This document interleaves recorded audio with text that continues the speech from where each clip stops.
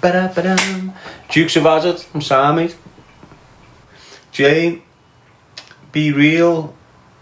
Tinku, slow down, Daz. I know I'm just going dead fast, aren't I? I can feel it building up. You know, where I've just been dealing with loads of shit, just feels like it's leaving my body, you know. Honest, without you understanding it, it's like the feeling of justice is what victims need to feel. I'm not a victim to no. I self-victimised myself. How? By not responding the way I do. By not reacting the way I normally do. By not going out and being Darren G. I've victimised myself by hating myself. Took a lot of strength not to retaliate to these. But now, where I sit here and I've gone through a madness because of this little fucking rat, and he's done pure shit to harm the family setup, the siblings, the need, everything I wanted to protect, he went out and fucking damaged. Just ruined that family setup. Now he's being lifed off. It feels like another part of a traumatic situation in my life has been closed and it's dealt with. Do you understand? Now the people that got involved with his shit towards me, they're still around there, you Thomas Christians, you Frankie Christians. And when I'm fucked, when I'm 2 weeks after people trying to shoot me dead and all this shit, when I'm ruined, I'm like a drowned rat. And I've got Thomas Christian and Frankie Christian coming to see me like they're going to do something. I'm weighing like 11 stone. They're in their elements, knowing I'm weak as fuck. The only reason he turned up. And I still told him straight, don't think he's a fucking anything special. Look at the state of me. I don't want to go to jail. You's a fucking rat doing what you're doing to me. That's what I said to them. But the offer's there. Frankie Christian, when I see Frankie Christian, he's going to hospital. And he knows that. He knows it. He's just a shithouse. And the amount of shit I've got on him and Anthony, John Paul Christian, what they've been doing for years to young girls and getting away with it, it's horrendous. And I'm not lying. John Paul Christian has been doing horrendous things to girls off Scotland Road for years. And I've got messages off Scotty Roaders telling me what he's been doing. And all that'll come out, I'm sure. It'll all come out now. Why? Because they've always had Weetman as a fear factor for them. So when you look at John Murphy and Frankie Christian and all these little shithouse grasses, they've always had Weetman as a fear factor for them. No one will say nothing because Kevin Weetman will get this done to you. No, he's out the picture. There's like a little bit of thing going on. How the fuck John Murphy's not in jail? I'll never know. Well, I do know, actually. He's been snitching since we were kids, John Murphy. We invented a song for because we used to call them the Mogsies. Why did we used to call the Murphys the Mogsies? Because we had this nana called Kathy. And Kathy, the nan, had about 12 cats. And every time you seen her, she just had cats piss and shit on her, and she stunk of cat piss. So we started calling them the Mogsies. Yes, Max. And we made a song up for them. And it went like this. We are the Mogsies are we. We get no breakfast, dinner or tea. If we are lucky, we get a gate ball. If we are not, we get fuck all. We are the Mogsies, the scruffiest rats in town. We are the Mogsies, we'll rob your house smoke brown. And that was the song we invented for them. And every time we seen the Nan or John Murphy or Kevin Cottrell, this big funny looking fucking daft uncle, we used to kick into that thing. We are the Mogsies, scruffiest people around.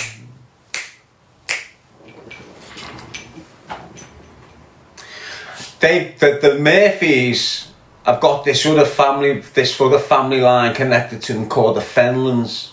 Willie Fenlon, Billy Fenlon.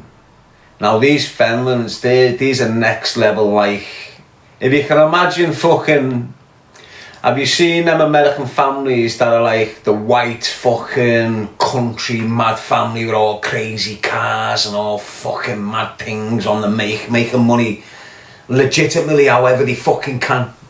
Well, that's what the Fenlands are like. Honest to God. Willie Fenland's been driving a Jaguar Sovereign since he was fucking 15. That type of character. They've got eyes on the side of the fucking heads. They look inbred and that, but they're all sound as fuck. They're all naughty. What was the ma's name? Marie Fenland, lad.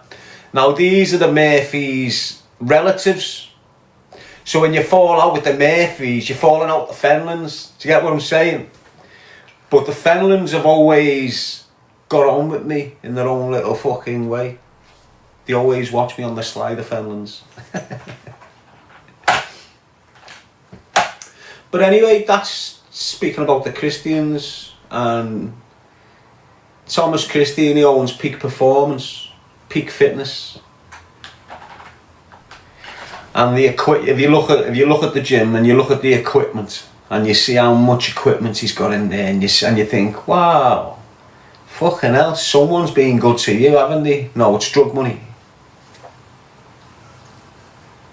It's drug money. His gym is furnished through the proceeds of crime. End of. It doesn't matter if the crime was coming from Weetman. It doesn't matter if it's coming from Brian Broad's graft. It doesn't matter if it was Jojo Harrison or Sean Harrison that pumped all their illegal drug money into your fucking business. You're a success because of drug money. Not because of your knowledge, not because of your expertise, but because of the facilities and the materialism that you've got through drug money. It's a difference, innit? And I've said all this in the past. I've spoke about all these in the past. The truth about them all. I don't lie about nothing. No need to. I'm still alive because of the truth I tell. If you don't like listening to what I'm saying, just fuck off. I'm sorry if I'm making you and your family feel ashamed, but that's how it works. You don't get away with fucking nothing, and your karma will come in all mad shapes and sizes, and me shaming and naming yous cunts and making yous feel belittled has purpose somewhere in the world. Has purpose. The way the Christians and the way that family handle that situation, they haven't got a fuck. They don't care about the family. There's no real solid connection between the Ellison family and the Christian family. There's not. And that was evident. Why? Because Thomas Christian and that shower of shits would have handled the whole situation completely different in the interests of the children. That's what I tried to do with them. That's why I had to sit down with Thomas Christian and Weetman. Why? Because I had the interests of my nephews at heart and my nieces. Because they were using that gym and getting educated at that gym. One part of it. Do you understand what I'm saying? They tried to kill their kid's uncle. These kids are always round me when I was there. Johnny couldn't get away from me. Stephen. The little one was the best, but even that got fucked up because of this Weetman. And they used to love me, them kids. Honest. Yes, Tom, I'm to just get myself a little family, a little job, and just fuck off into the peace and wilderness. Picked up this message and I've just fucking... I've had no peace and no little family living in the wilderness. But it was like, since a kid I've been getting attacked, whether it's the system or groups of people, whatever. And it's like, now I'm an adult, I'm still getting attacked, but it's a different approach to responding. So when you're a proper kid, you respond as normally, I'm a victim, I'm being bullied. And then when you get into your teenage years, you stop allowing people to victimise you, and then you become fucking, you know, violent in your response and shit, and you're more calculated. And now here I am now as a mature adult, and the same families and the same groups of people are still targeting me. But they're targeting me in their usual way. And I'm responding in an unusual way. And that's what's difficult. Having to take bullshit off dickheads who are fast to run the fucking mouths off and create a problem and create a situation. But when the situation hits the climax and they've got me on their doorstep, they're ringing 999 faster than they can put the fucking shoes on. So they'll entice, provoke, get me there, have me going off me barney, and then snitch. And this is what they've done to me all my life. Think they can have it with me. I go, okay, then let's have it. The minute they see what I'm capable of, they're snitching. And that's been the case every time. And I've gone to jail every time.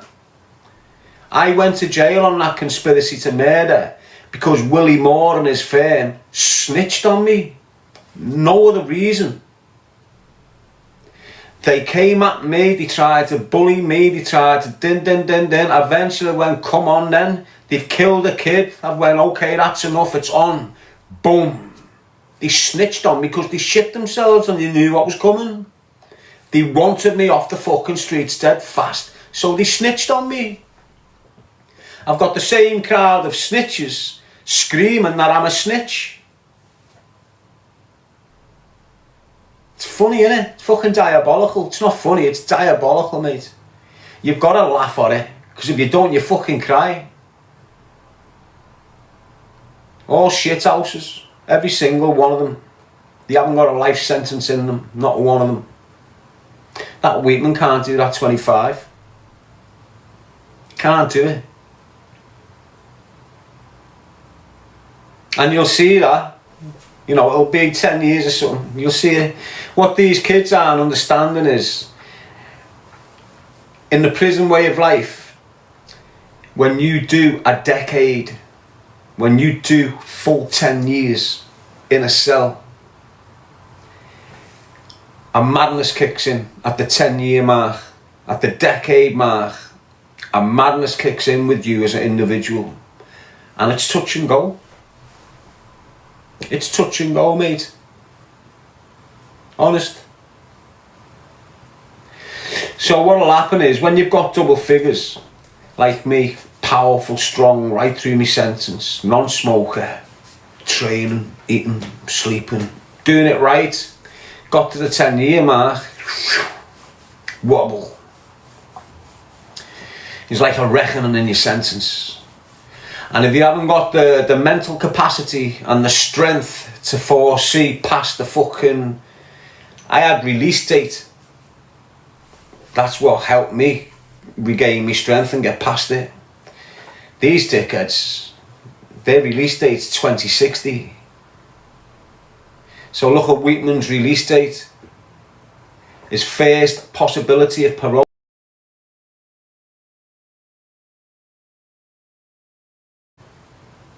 Think about that. 2051. Cashman.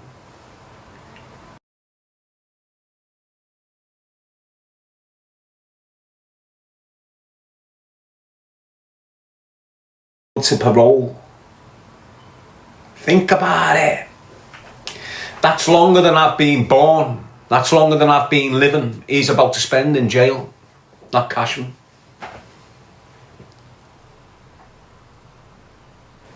Cashman's going to spend more time in jail than he has out of jail since he forever. So Cashman will say, what, 30? He spent 30 years of his life free, and now the rest is incarcerated. Think about that, mate. Have a little... See what they used to do with the life sentences and that. If you were 18, they'd give you 20. So you'd spend the same amount of time you've been alive, locked in a cell. That's what they used to do. Yes, Keller, Carlach, mate. Choose a life, not a knife, as always. Protect the children, protect the future. Don't get your shit in a twist. This fucking Weetman kid, I was telling him, choose a life, not a knife. Liam Cornett, I'm telling Weetman to tell Liam Cornett to pack it in the dickhead or you'll be going to jail in 2 years. Choose a life, not a knife. All this, I've spoke to them all. And none of them listened. Well, the ones that listened are obviously listening and doing well for themselves. Why? Because you haven't seen them get in jail. The ones who haven't listened, honest to God, they're all in jail. You've got people that have been in parties or in their places, listen to this, laughing at me, buzzing off me, screaming, choose a life, not a knife. And now they're doing double figures. You know when you've got a gang of coke sniffing dickhead scousers who think they're fucking running the city and they're all joking about Darren G. Where are you, Sean Zeese? You're not laughing at me now, are you? You know, you've got Paddy fucking Pimblett crying every month over you. What was you doing with him, necking him? Oh, Wooly, are you good?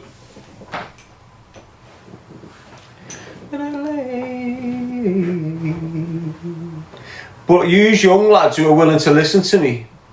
Doesn't matter if you're selling your weed or doing whatever the fuck you do. If you're willing to listen to me, you don't need any more examples than what you've just witnessed in the past 10 years in your city.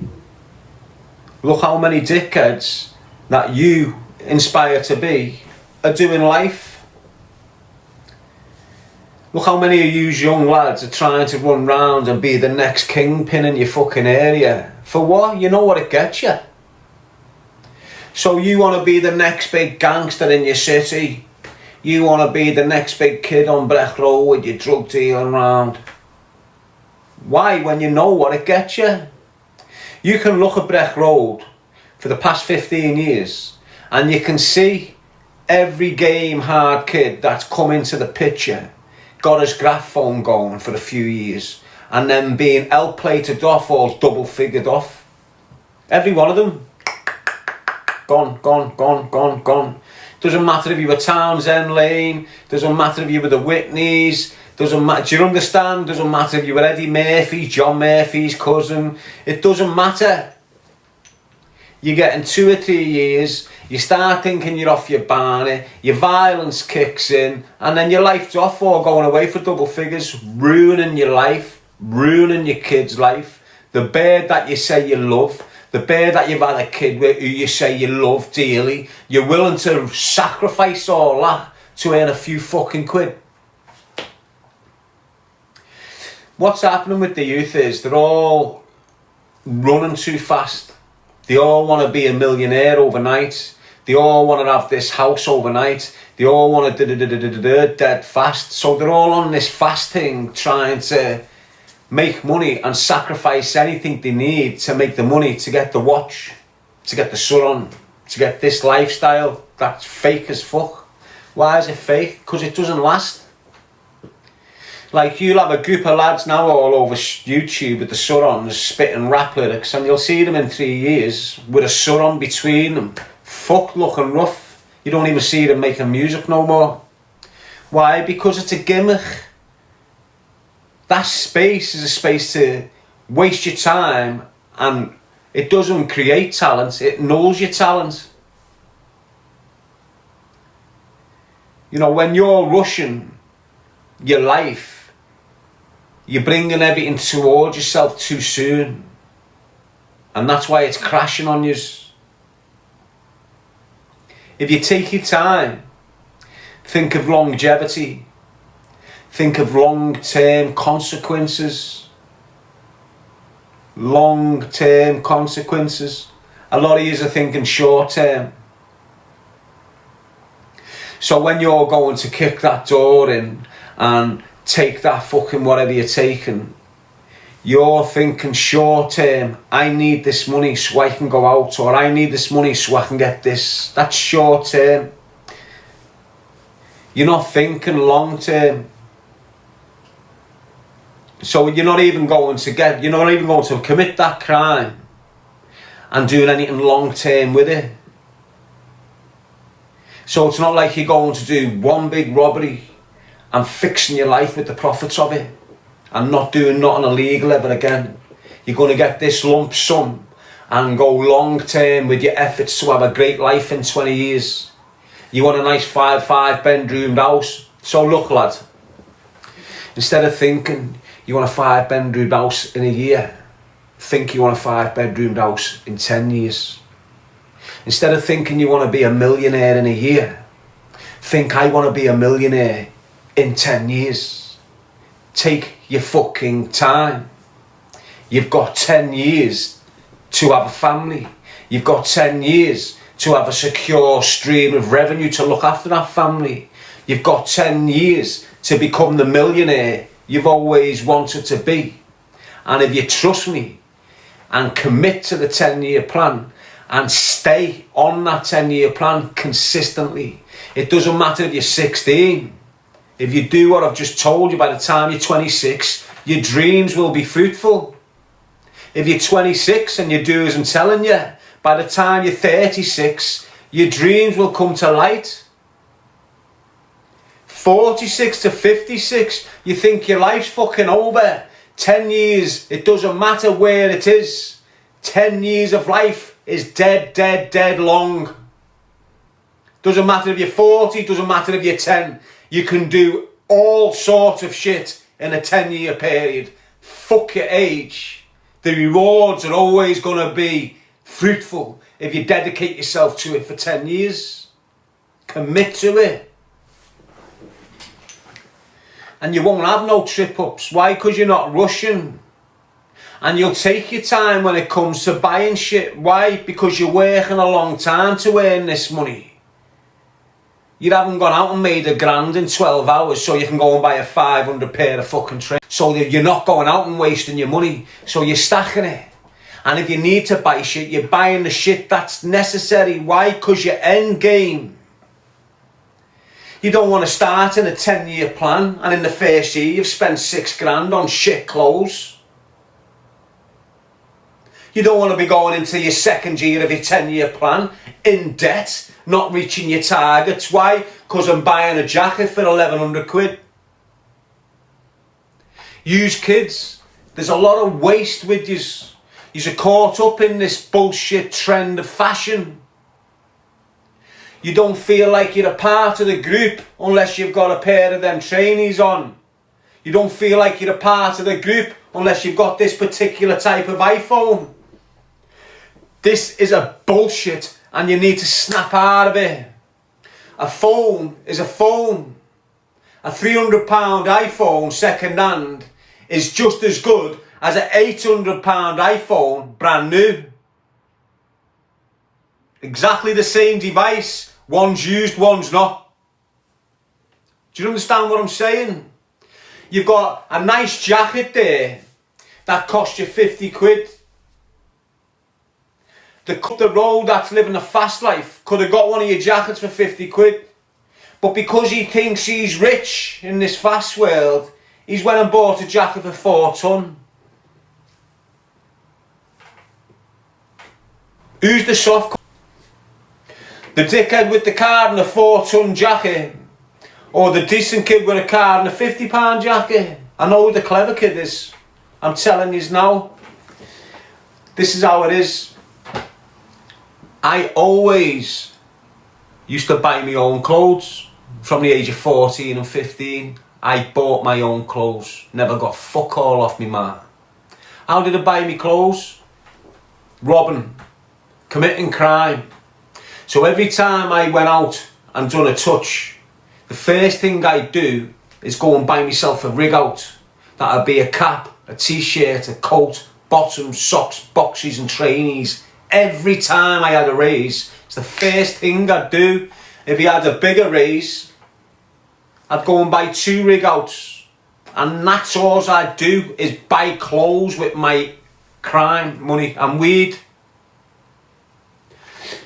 When I started grafting years later and drugs, again, I'm spending 3 ton on jeans. I've got a pair of Versace jeans that I bought in 2003. I've still got them. and still wear them today. And I paid 260 quid for them. But the point I'm making, if I calculate all the money I'd spent on clothing, you're talking £250,000. And I'm not lying. And you young lads, without you realising it, if you're 26 and you've been earning a living and spending money on clothes since you were 16, 17, you've spent about 40 grand on clothes and you don't think about it. Serious. Most of you young lads, go and calculate how much you've spent on clothes in the last 10 years and think about what the fuck you could have done with that dough.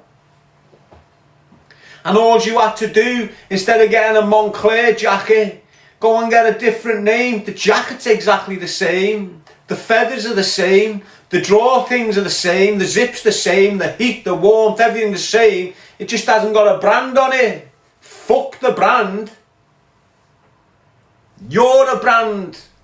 Go and invent your own coat and put your fucking name on it. Go and design a jumper and put your name on it. Do you get what I'm saying to you? Yous lads are wasting pure dough on clothing that you just don't fucking need, mate. Yeah, look.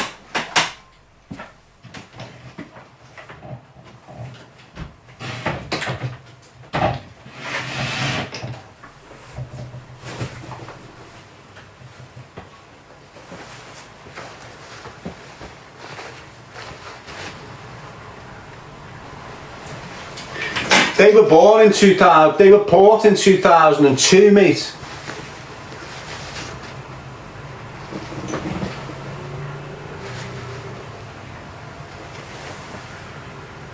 Do you understand what I mean? Kids are buying trackies for 5 ton. Are you going to put that trackie on in 10 years, are you? Are you fuck, mate, going in the bin?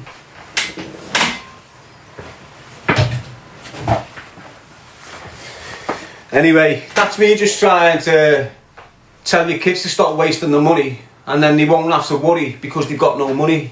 What are they wasting the money on? Oh, I'm going to spend 6 ton on clothes for Boxing Day. I'm going to spend 6 ton on clothes for New Year's Day. I'm going to spend 6 ton on clothes for Christmas Day. Oh, it's Easter. I'm going to buy a rig out for Easter Day. Meant to be macho. You've seen me, they're 15 years old. I didn't know that designer was a puff. And it doesn't matter what you see in these fucking wear, these drug dealers. Whether it's Louis Vuitton, gay, Gucci, gay. Everyone's wearing gay men's clothes, but they're running around like the fucking Solid. You've got MMA fighters standing there like the fucking Solid, but they're dressed off a gay man. No? But a little... Well, I think he was wearing he? Versace. Not Donatelle, I think that was the daughter wearing it. Donatelle Versace. Is that the daughter? Dijon Versace, a woman in it. Right, but before the woman, it was a man. Wasn't it? That's the daughter. Donatelle Versace's the woman, isn't it?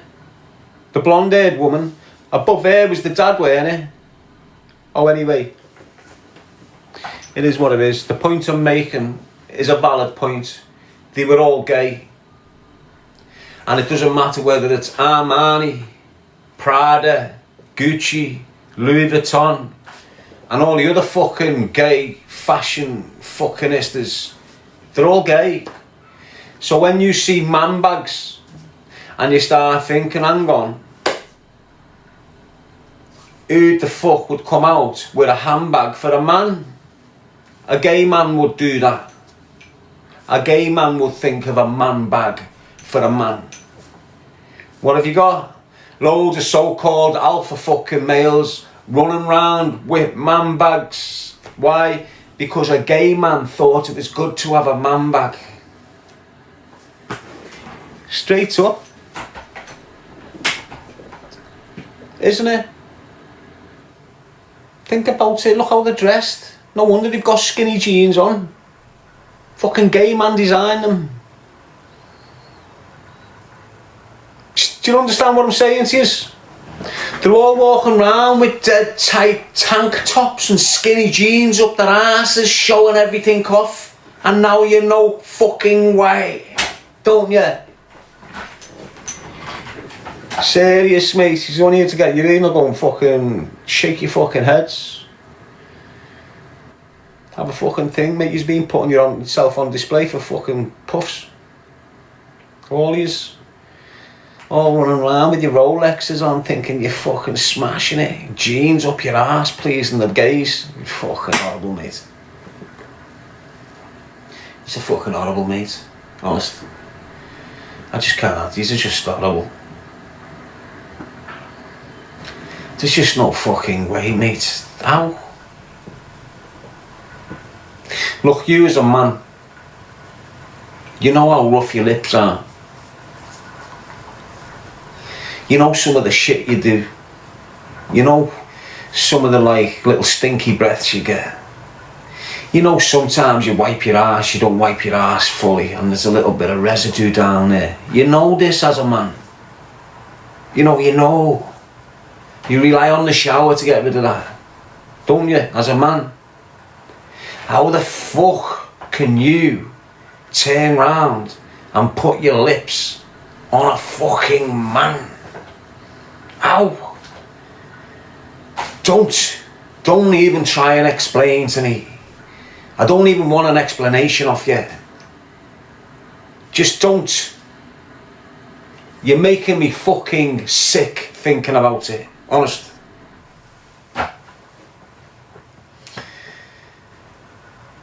No. How are you, Jem? You okay? I shouldn't have brought that subject up. I feel fucking sick of it. Listen, I turned the fucking telly on. Last time I watched the telly and this mad shit kicked in. It was on Hollyoaks or something. You had two fucking meant to be criminals fucking powernecking behind a fucking laundry or something. But it was all gay. You know, it was like, don't tell no one. See you later, love. So you expect that sort of fucking madness, don't you? Yeah, Sherry. Turned the telly on the other night. Don't know what fucking was on the telly. And you've got powernecking with two men. Serious, I nearly ran out my fucking room. I'm sick to death of seeing it all over the place. Look, I'm that man who gets passionate in the middle of the kiss. And if you can kiss, girl, trust me, I can kiss you better. And we end up in this little tug of war, and we're getting passionate, and we're clawing at each other's clothes, and my hands peeling at the bra, and things are getting fucking raunchy. That shit's meant to happen between man and woman. When you've got men feeling each other's asses and that going in all the time. It's like two lions eating a fucking steak. How the fuck can you find that romantic?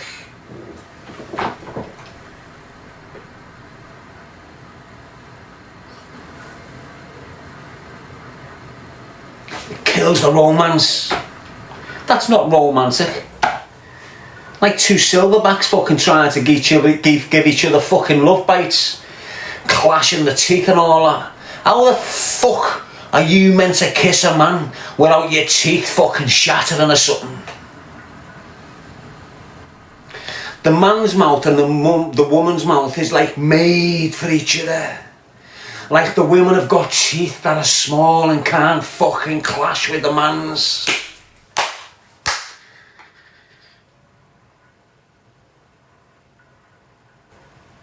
What the fuck is going on?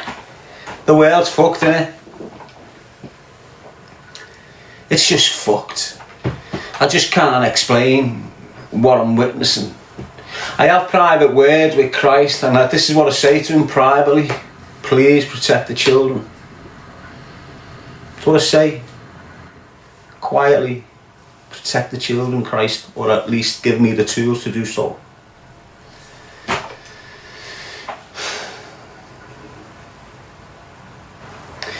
Every gay man is a risk to young boys.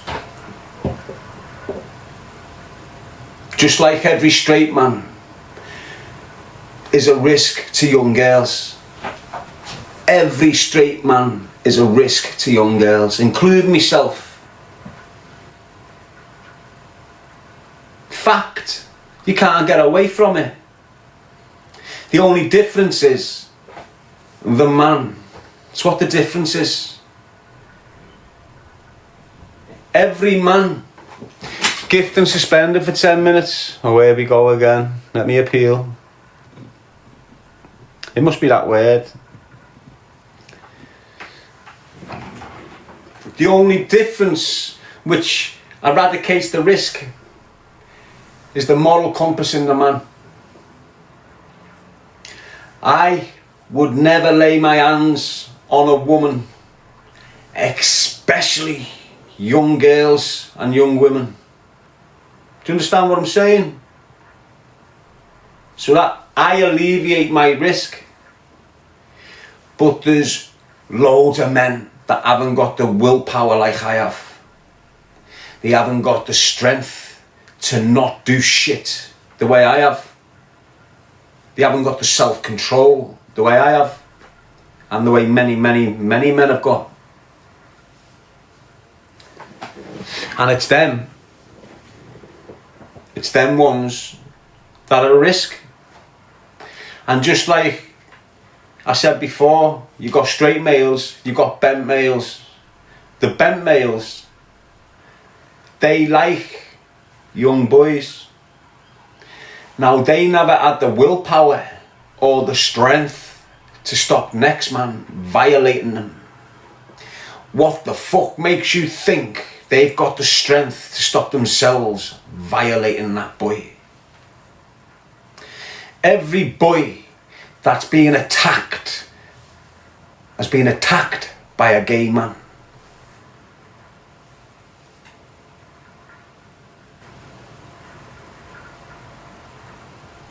You can't get away from that fact. And that's why I say every gay man is a risk to young boys. Why? Because they haven't got the willpower or the strength to say no. If they did have, they wouldn't be a gay man.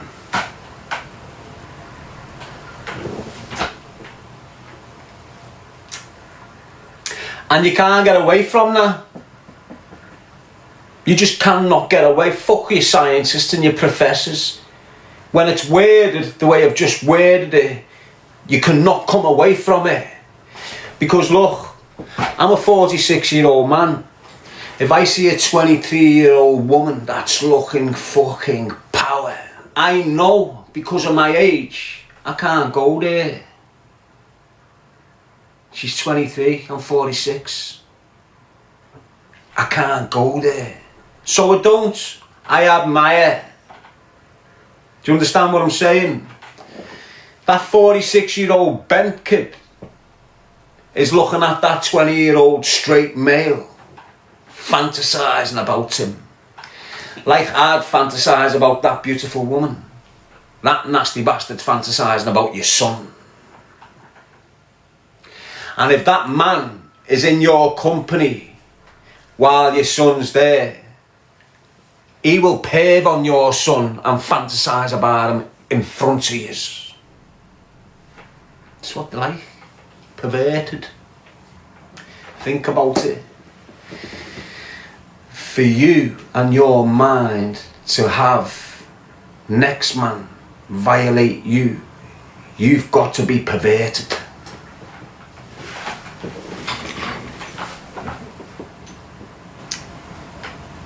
I've seen it all. I've seen how determined a gay man is when he's got prey. I've seen it. I've been in jail all my life, and jail's full of gay people. And you can see, you know when you're on a wing and then you're observing like I am, You don't even need to ask what they're up to. You can see the telltale signs that them two are fucking each other. You can see the signs, and if you're like I am, you take a little bit more interest and start observating them while you're on the wing, you know, to confirm that these two fucking each other when you've got birds up every Sunday. My man's in cohetes with him, and he's got kids and a bird coming to visit him every Saturday, but he's chewing on my man every fucking association. Don't think it doesn't happen. He's a fucked in the head if you think a male-dominant prison is not full of gay people. You're fucked in the head, mate. Most of the people that are doing serious crimes, sexual deviant crimes, are gay people. Gift and restored. Great, mate.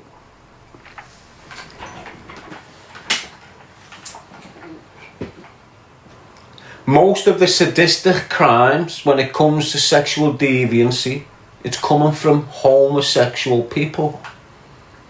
All of it. Fucked.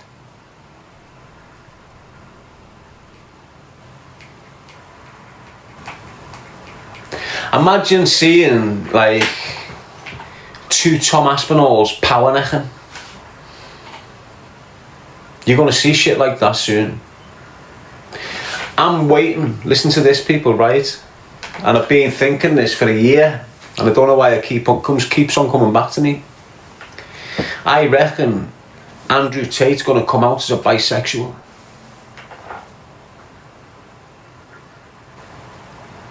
On purpose. That's him. That's his, like, that's what he's being paid to do. So what basically Andrew Tate is being paid by whoever his paymasters are to galvanise all these people, all these young lads to pay attention to him and look up to him like he's their god. And then he's being paid to convert, to hopefully turn all these white kids into Muslims. Do you get what I'm saying?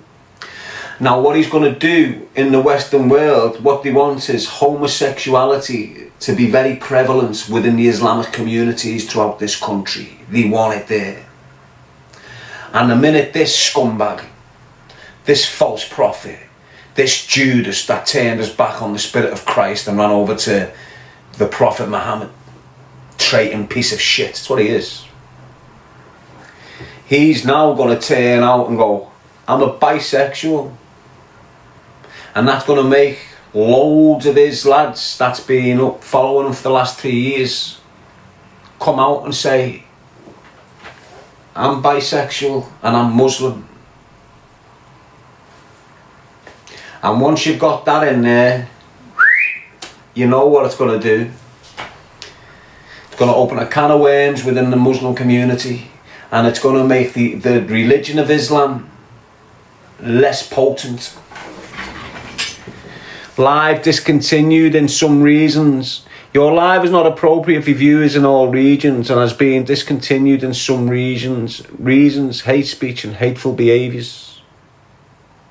Submit feedback.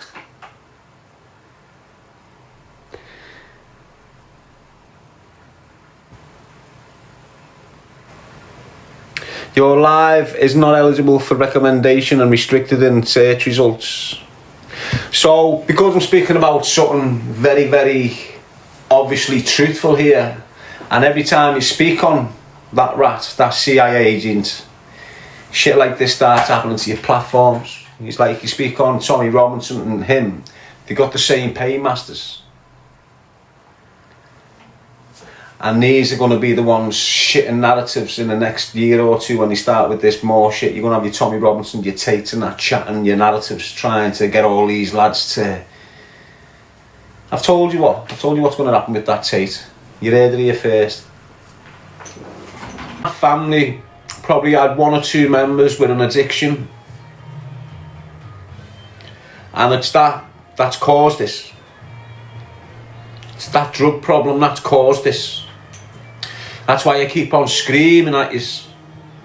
on a massive scale, scream at your children not to touch drugs, because if you get one of your kids with an addiction, it will destroy your whole family. It'll destroy your whole family. That's extreme insane challenge with these grandparents. But you've had families destroyed with gang violence because the son or the daughter's fucked on drugs. You've had houses, you've had dad's back, everything because the sibling got an addiction. And with the addiction comes repercussions, not just to her or him, but to the family. So it's important, single mother, whatever you are, nana, it doesn't matter, whoever's looking after children, your first bit of fucking guidance you want to drum into them is stay away from drugs and drug dealers. Why? Because a drug dealer's like a car dealer. He sees a possible customer, he's working on it. You know, it's the business, it's the trade they're in. The more customers they've got, the more money they make. So a drug dealer will see your girl smoking a spliff and think, she'll be on the coke here, she'll have a line of coke, and start trying to push the coke to her. So just your daughter smoking a spliff can ruin her fucking life. Never mind psychologically, I'm talking everything.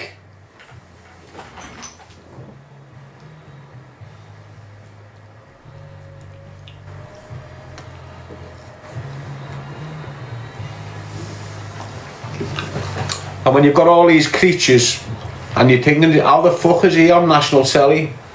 He's encouraging your kids to smoke weed. They got so many double agents, encourage weed. So now you've got thousands of 15-year-old schizophrenics. Why? Because they seem big nasty telling them to blaze a joint, it's all good.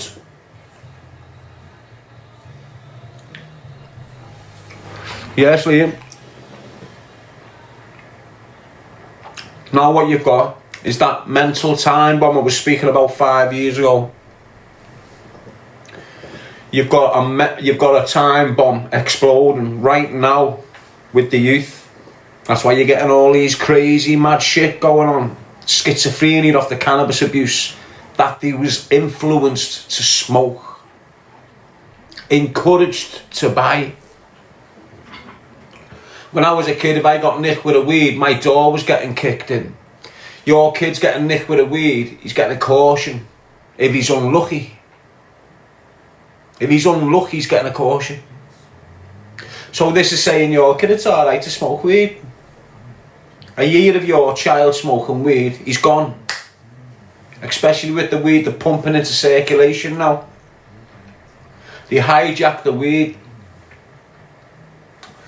The powers that be hijack the weed consumption routes, if you like.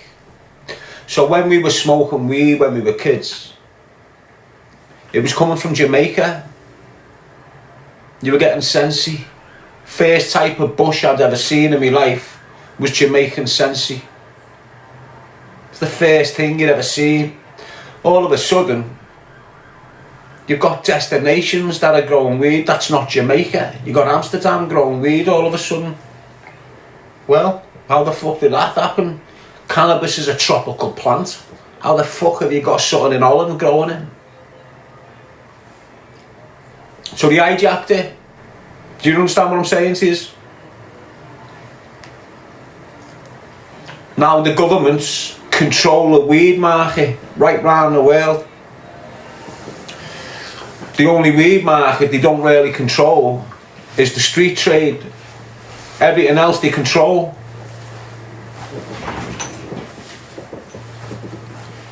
How are you, Fluffy, Molly?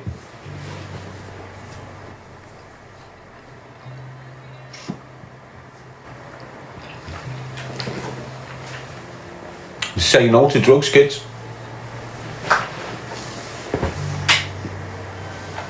Or most of us adults are fucked off drinking drugs. It's the only reason us adults are fucked, because of drugs. Don't end up like us. And it doesn't matter how good the house is. Psychologically, fucked off drugs, majority of us all. How are you, Aki? Cool. And it was all deliberate. Imagine all us not taking drinking drugs. Imagine how fucking strong and powerful we'd be. How rich we'd be. How family orientated we'd be. All deliberate. Look, if I've got 10 acres of land, and on them 10 acres of land, I've been controlling it since it was made, 1,000 years. And everything in there, I know it like the back of my hand. I know them drugs that are being placed in my barn, and I can see the damage them drugs are doing to my barn, but I'm not taking the drugs out of the barn. I'm just watching all the chickens OD and get killed and kill each other with it.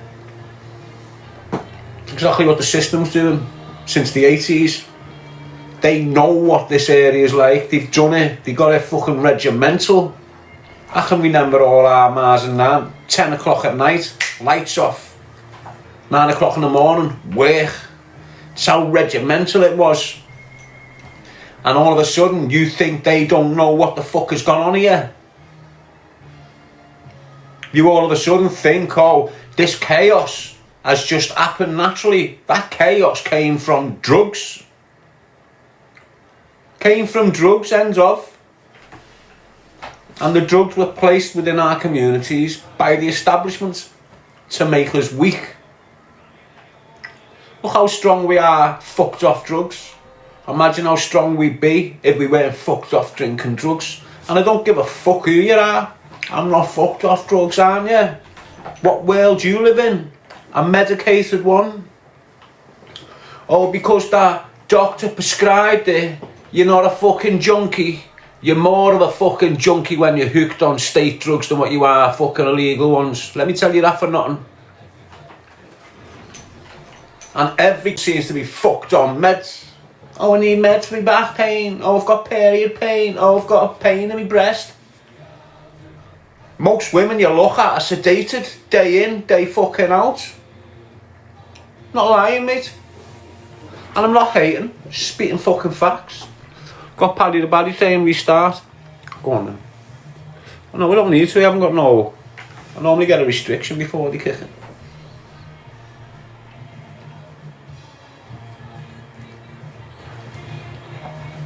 Anyway, it is what it is, lad. It's a shame what they've done to us.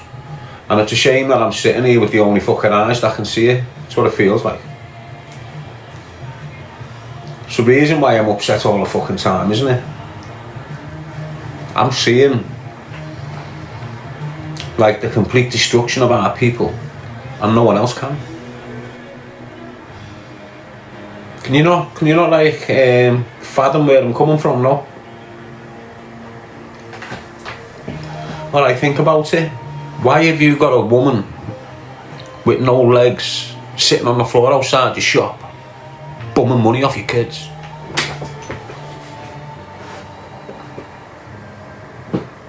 That not clicking with you? That's seriously fucking wrong. Doesn't matter what the individual's done or whatever, the fact that you've got a human being, a scouser, pissing and shitting its pants with no legs, bumming money on the streets, and you just don't see a problem. You call it homeless. Oh, we've got a huge homeless problem. Is that what you're fucking calling it? It looks like a complete degradation of human nature. And that's what it is. It just hasn't spread yet. But it's spreading, and it's contagious.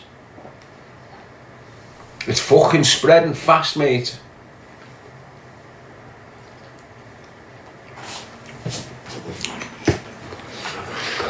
Yes, Barry, girl.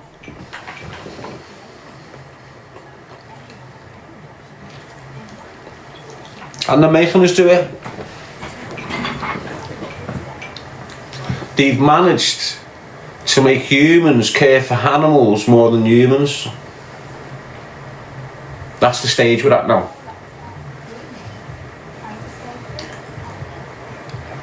We're at that stage now where 30% of the population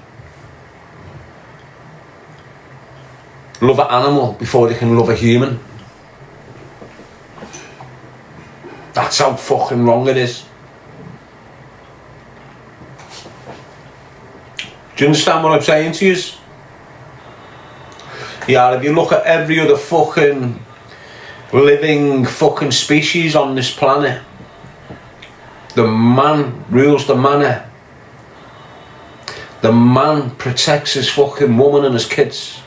Doesn't matter where it is or what it is. The male dominates proceedings. Why in this country are males turning out fucking gay? You think it's fucking normal? It's fucked. Feel sorry for loads because you don't know the realisation hasn't hit you. And that's what it is.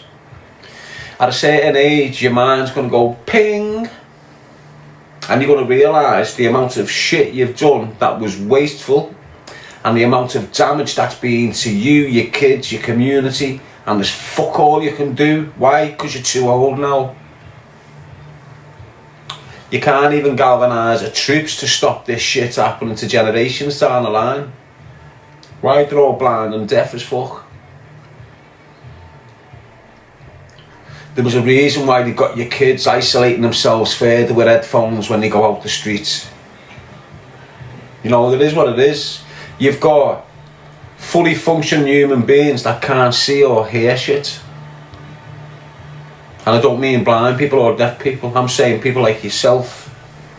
You're functioning fully, but you can't see or hear what's going on. Like you're still caught up in listening to dickheads off the telly telling you how life is.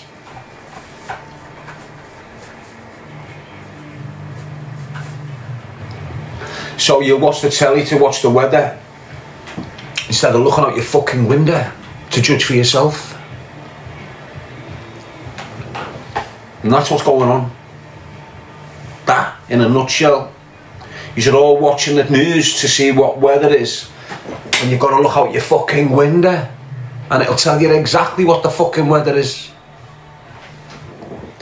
Everyone's blind and deaf. The only things they're listening to is the shitty voices that have got some sort of mad thing to it that clings to you and gets your attention. Honest to God, they must be doing something with the tones and the voices of these, because they're registering with fucking millions of people and they're all just stunned off it. They're all just stunned off it. Oh yeah, that must be happening. Just like that. No wonder they're taking the piss. They've got no resistance.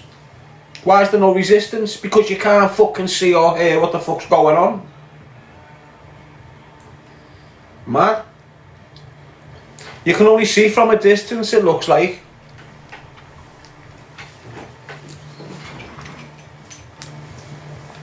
You can only see from a distance, mate. Everything's dead clear over there, isn't it? You can't see a fucking thing here. It's mad. It's like the conversations in your groups. When you're in these groups or you're in these WhatsApps and these little circles of friends, yous have got certain likes and certain topics that you like to discuss.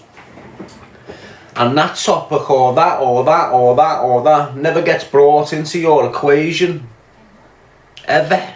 So you're just locked in a fucking madness. You haven't got a clue what the fuck's going on. Why? Because you're in your little bubble. Talking about your holidays and your christenings and this and this and this. And what we're doing in our little bubble. Everything outside the bubble, you're not even getting to fucking acknowledge or witness.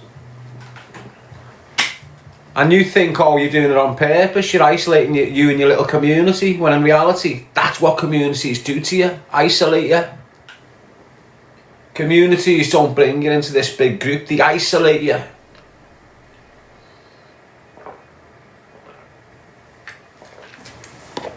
Serious, mate. That's why they encourage you.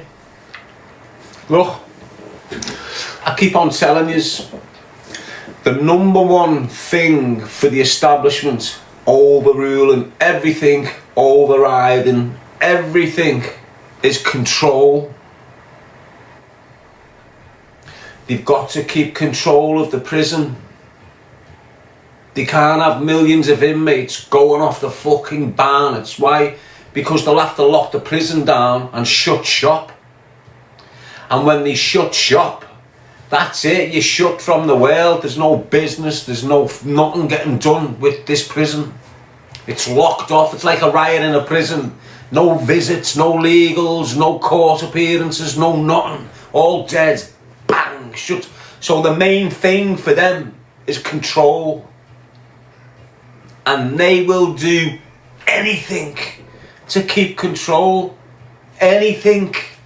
Doesn't matter what it is. At the moment, they're using psychological things. You know, they're containing us psychologically, mentally. They're controlling us that way. But if more people like me break out of that psyop, if more of you start snapping out of that psyop, you'll start going like me. Getting more frustrated with the system, getting more angry with what they're letting go and all this shit. Once you snap out of that, what you're locked in, you'll start acting and thinking the way I am against this system. And they can't allow that. Why? Because if you've got 10,000 of me, we're doing more damage than what you've got 2 million of you soft cuts. So they absolutely do what they can to control the masses. Years ago, they had to try and control us individually. We were all individual thinkers. We were raised to individually think. When you're growing up in your cartoons, it's hero, it's not heroes. It's He-Man, it's not all them man. Do you get what I'm saying? It's Knight Rider, Street Talk. It's not the A-Team. So we were getting raised as lads to be on our own 2 feet, strong warriors like He-Man, defeating the bad like Grayskull Skeletor. Do you understand what I'm saying to you? We were raised in that. When we were in school and we doing PE, they were individual tasks. We do individual tasks. So we think individually. So we keep our own identification in place. We'd make our own choices, our own decisions. And that's the way we was raised in the establishment system. Now, for the past 15, 20 years, they've been raising your kids in group mentality way. Now when your kids are watching cartoons, you've got the turtles, you've got the American heroes. You've got teams of heroes, you've got teams of villains. Do you understand what I'm saying? In school, when you're doing PE, it's group activity now. We've got to do this task as a team, we work better as a team. The programmes on your telly, teamwork, even like Gladiator, although they're individuals, it's a team of gladiators. This to your kid is influencing your kids to be part of groups. Now your kids are in school, on the playground, what are they forming into? Groups.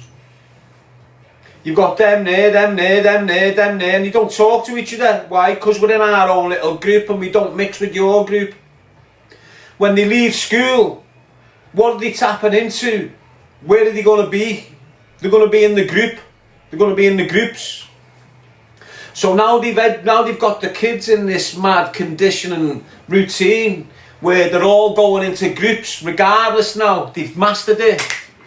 Every child in school, if you don't go into a group, you're getting bullied, picked on and isolated in your ma's bedroom to end up fucking harming yourself.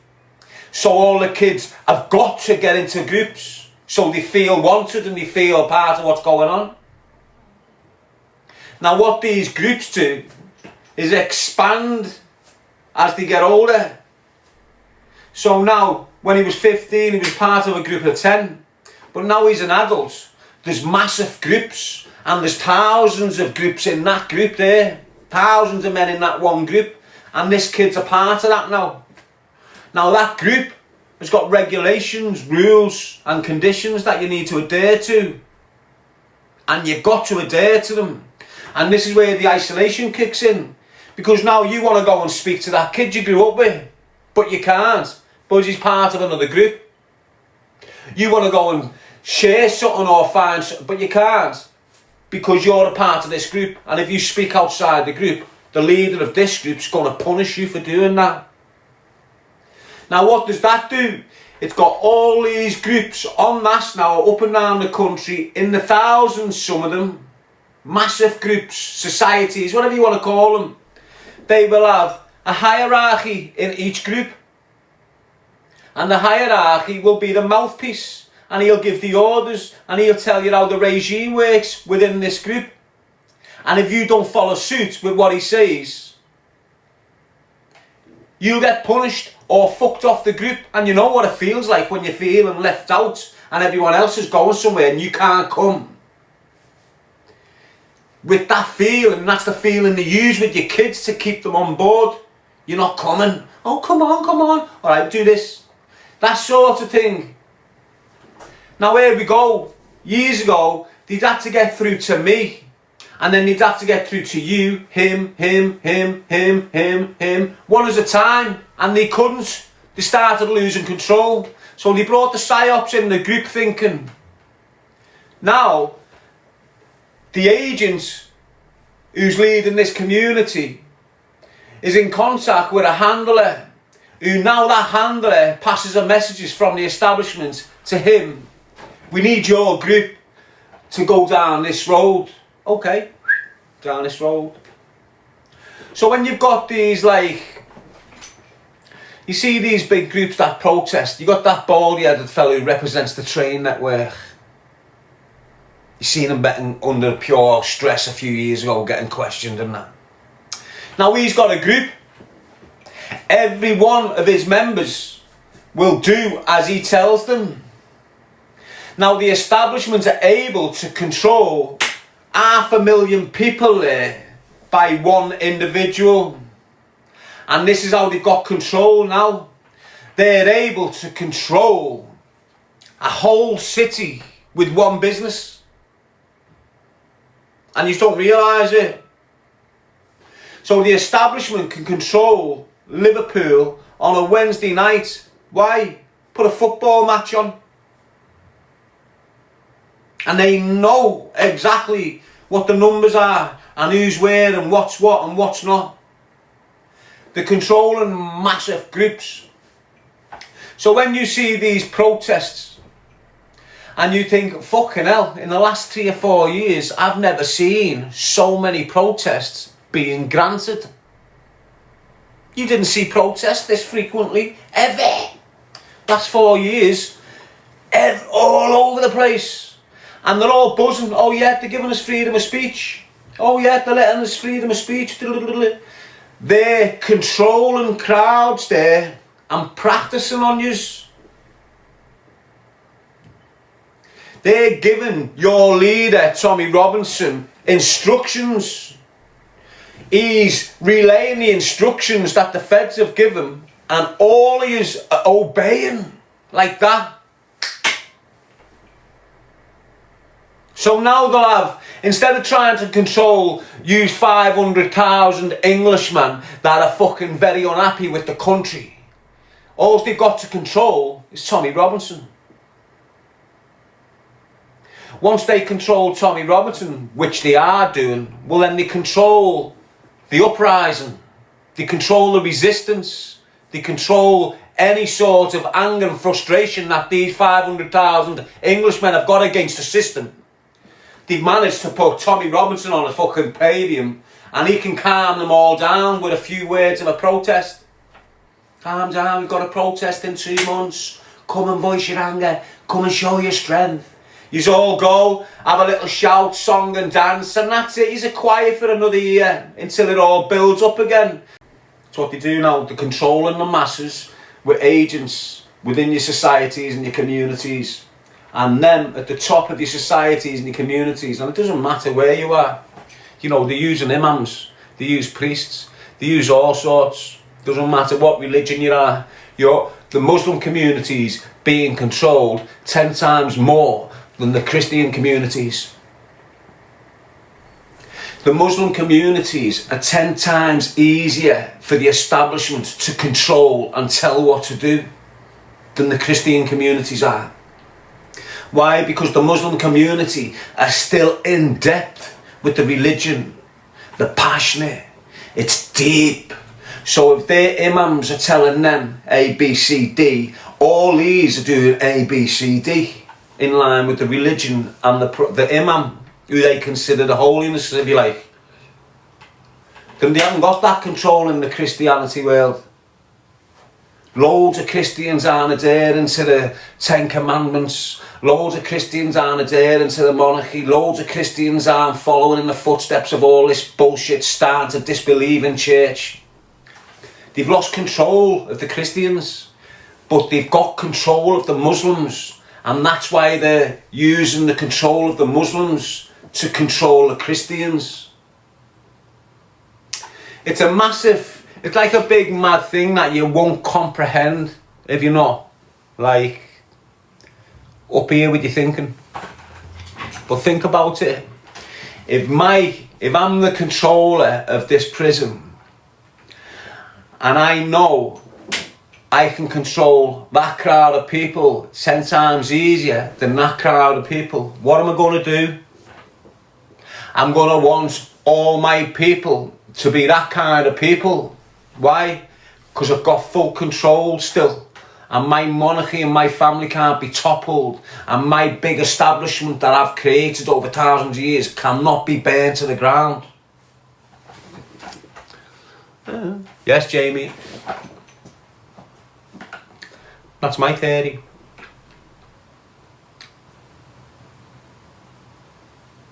What do you think? What do you reckon, mate? Do you reckon I'm speaking sense, or do you reckon it's a load of nonsense? Think about it. Who's the most controlled community in the country? Have a think about it. Where I sit now, right? Who is the most conditioned community in the country?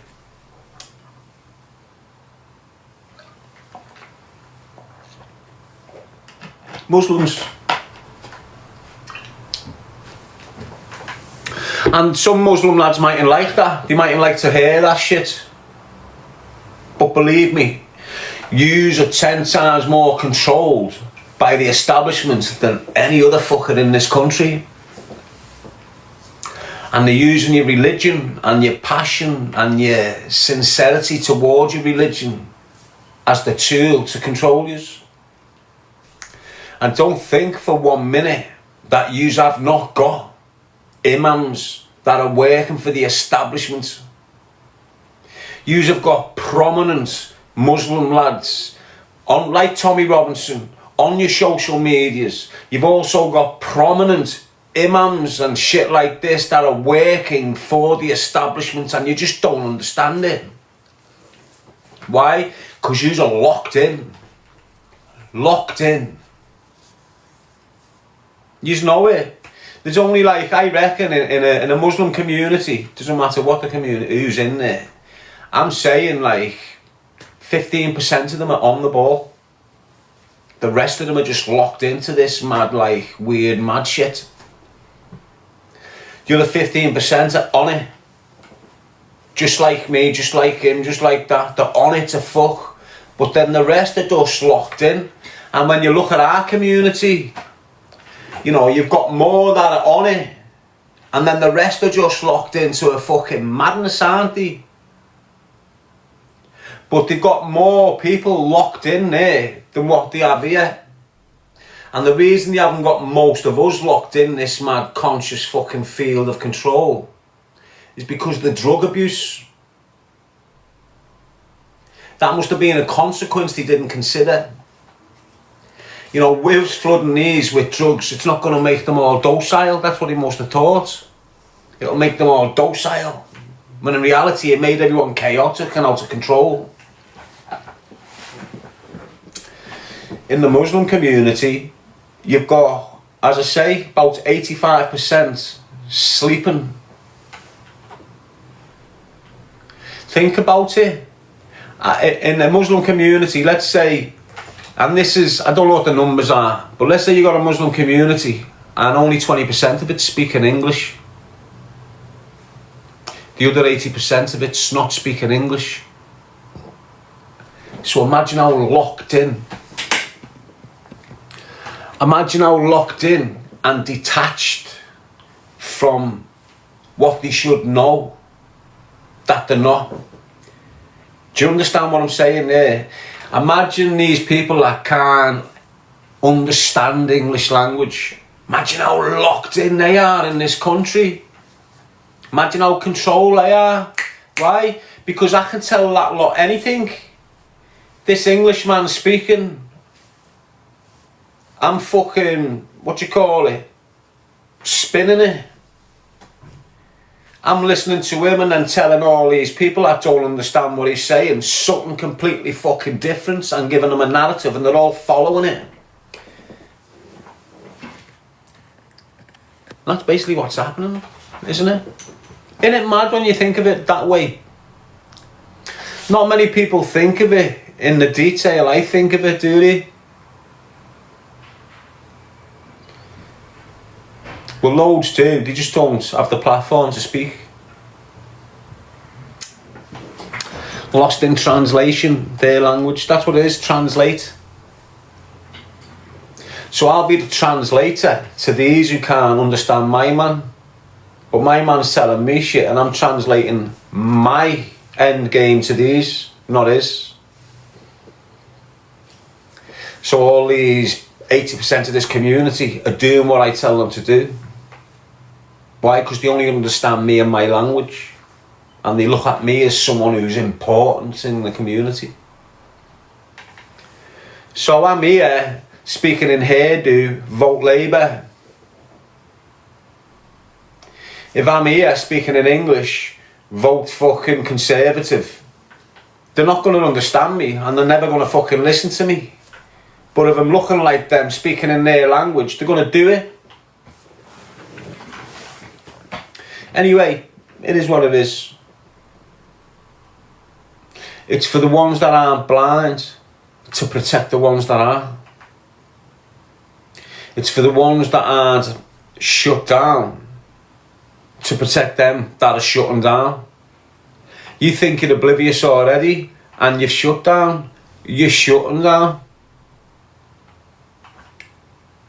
Everyone's thinking like Alzheimer's is a disease that's just popping up anywhere, when in reality it's people's consciousness being stuck.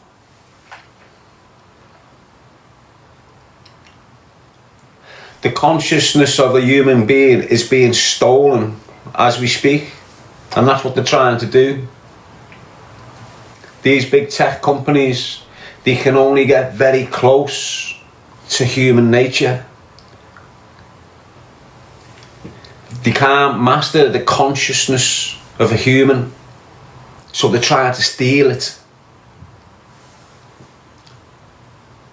So you see all these robots they're inventing, and you see the way they're acting human, and they've got all the body structures and all the facial expressions and all the tones, and you can pick up whether you're angry and they've got all that off these FaceTimes and live feeds.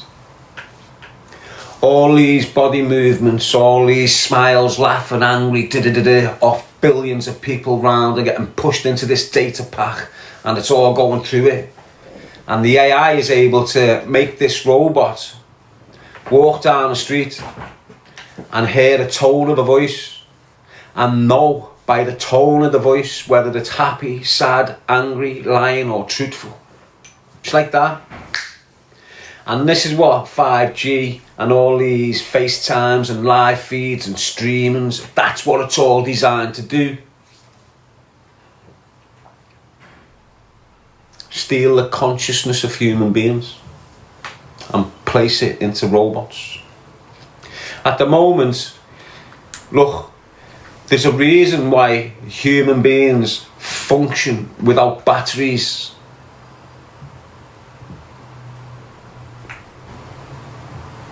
Everything living on the planet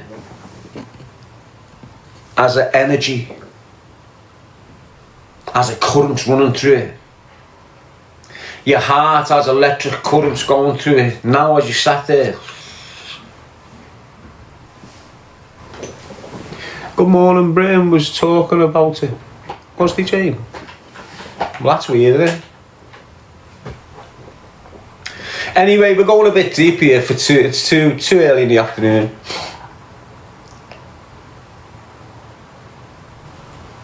But if you can imagine yourself like a pulse, and when you hear this, ba-boom, ba-boom, ba-boom, ba-boom, ba-boom, that's your heartbeat. But your heartbeat's like an electric pulse. Ba-boom, ba-boom, ba-boom, ba-boom. So without you understanding it, your physical body does what your heart does, but you don't see it, and we don't see it. So our human bodies will go without us understanding it, ba-boom, ba-boom, ba-boom, ba-boom, and spit these things off like electric shots, ba-boom, like a vibration, like a pulse. Zzz, zzz, zzz. All of us do that. We generate a pulse of energy. The way we transfer is through the conscious being of us. So I can't go with my electric pulse and touch you and transfer it. But I can send my electric pulse towards you with my mind.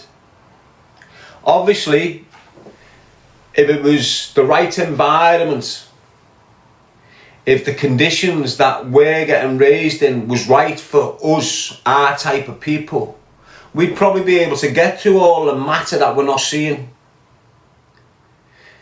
The frequency from our mind would probably be able to get through the matter that we're not seeing. Does that make sense to you? It's like they've created an environment where in the space you're not seeing, there's loads of thick particles, and loads of them thick particles that you can't see with the human eye have created this like wall, and the frequency that comes out of your mind would fly fucking right down there, but you've got all this matter that you can't see preventing it. So for example, if someone you're connected to is in your kitchen and you're 20 foot in the living room, you can't really know what they're thinking, right? Because of the matter we don't see in the way of you.